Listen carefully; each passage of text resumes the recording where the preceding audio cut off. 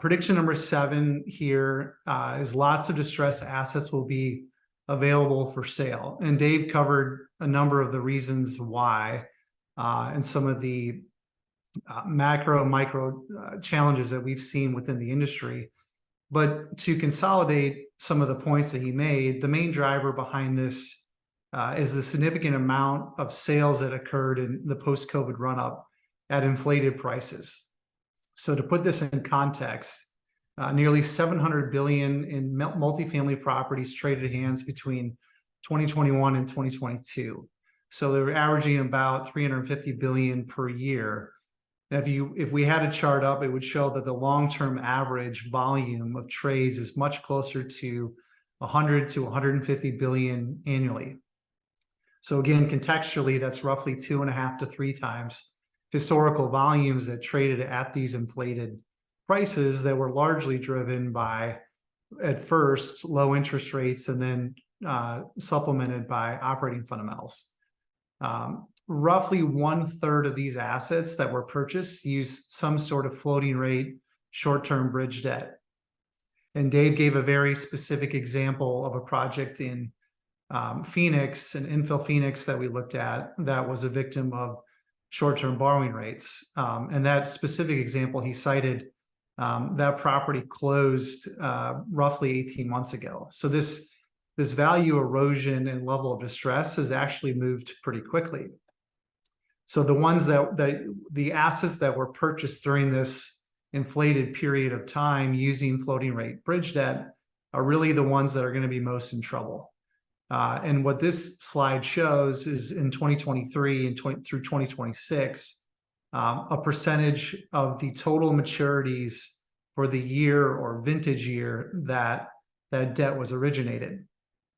And the groupings here don't perfectly correlate with my previously quoted stats. They group together 2021 here and 2022 through 2023. But the takeaway here is to focus on the gray bars. And these are the loans that are most in trouble. So if you look at the gray bars here in terms of maturities this year, next year, in 2025, 87 billion, 97 billion, 63 billion.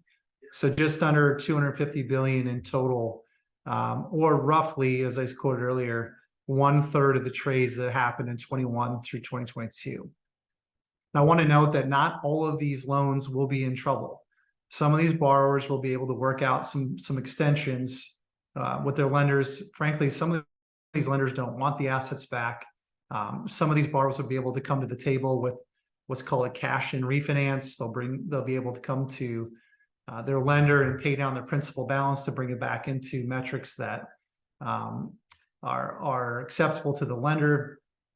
And then others will be able to hold on through getting some sort of extension through replacement bridge capital. And we've written a lot of thought leadership pieces on this.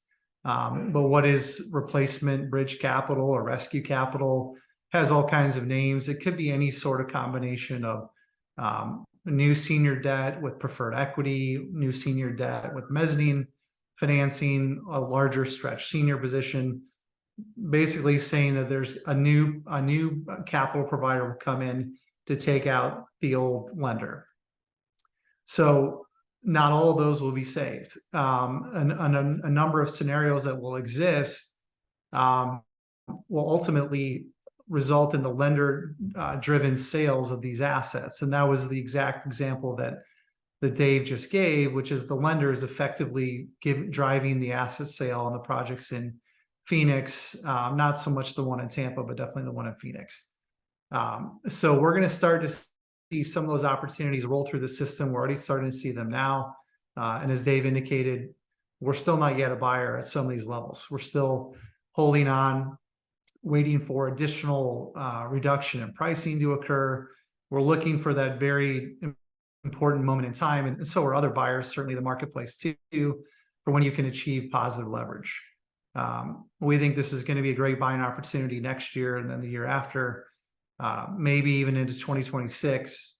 And as Dave mentioned, we've been patiently waiting on the sidelines since February of 2020, which is when we completed our last acquisition as a firm.